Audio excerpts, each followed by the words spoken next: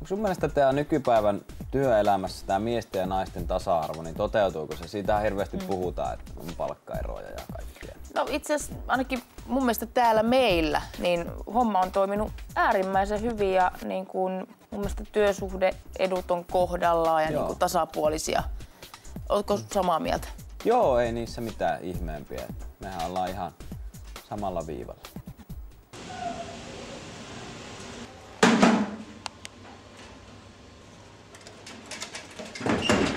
Hyvä. Moi moi.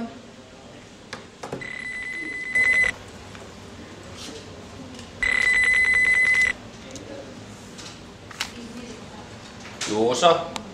Noniin. Katsotaan hei huomenna sitten Joo, aamusta se. alright. Mä soitan vielä.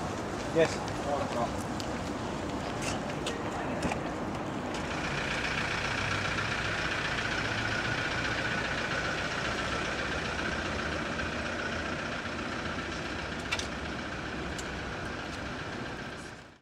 Mulla on ainakin ihan mukavat oltavat.